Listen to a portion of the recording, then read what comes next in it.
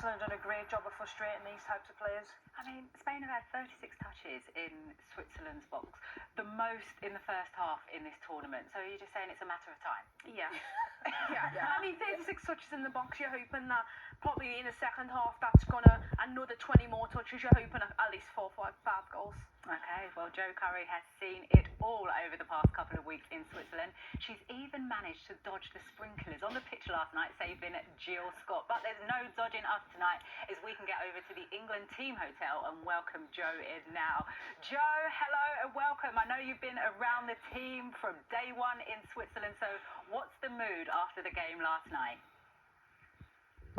Yes, evening Alex, evening guys. I think today amongst the team, the media, the fans, there's still this sense of disbelief that England were able to turn last night's match around. There's also a feeling of exhaustion. The match was a 9 p.m. kickoff, so when you think about the 90 minutes, the extra time and the penalties, the match actually didn't finish until close to midnight. We arrived at the stadium on Thursday and didn't leave until Friday. That's how long into the night things went. And you guys back in the studio will appreciate as players, it takes a long time to come down from those big evenings. So last night, the players came back here, went to bed quite late just as they decompressed. But I suspect there's also a feeling of relief. Yes, the comeback was fantastic. The penalty shootout was exciting.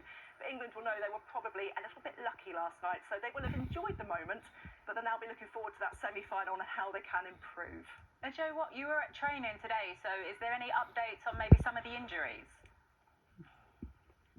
Well, there were only 8 players at training this morning, those who either didn't come onto the pitch last night or who only had a few minutes. So no updates on the injuries of England's walking wounded. The biggest concern, of course, will be over captain Leah Williamson and the ankle knock that saw her go off in extra time. She looked quite uncomfortable on it, talking to the media after the game, and left the stadium in a protective boot and with crutches, but we're told that was just a protective measure.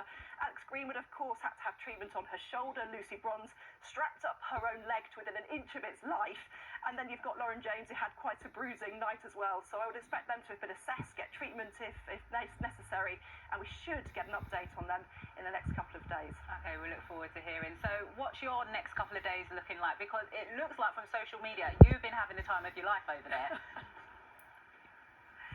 Well, the England players are going to keep us quite busy over the next couple of days. They'll be speaking to the media tomorrow and on Sunday. But Alex, look, it's a beautiful country, it's Switzerland. We've got Lake Zurich on the doorstep. So if we get an hour free, I can't guarantee that at some point you won't see me floating down there on an inflatable unicorn at some point.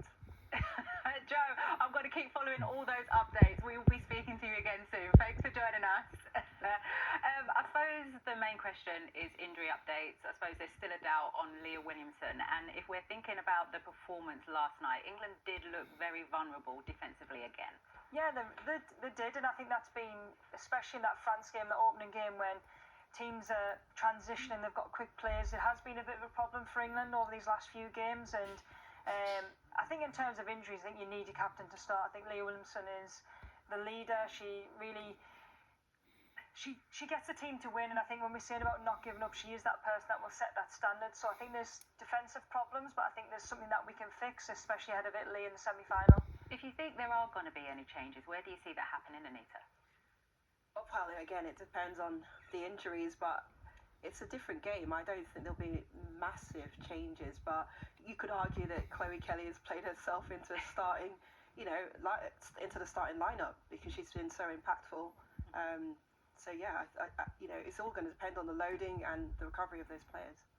Yeah, I just think that knowing Serena, she won't want to make too many changes. She'll only make the necessary changes. So if that's obviously a forced injury, and I think looking ahead to Italy and also potentially a final, you don't want to keep swapping and changing your back line with only 2 games potentially to go in the tournament. So I think it will only be necessary changes that she'll make, but I think the subs have been superb. The finishers. The clickers, right? Well, not sure if you've been paying close attention to our fancy opening title sequence over the past couple of weeks, but it does feature players like Jess Fishlock, Lauren James, even a Ballon d'Or winner in there, Bon Mati. So let's take a look to see how it all came together.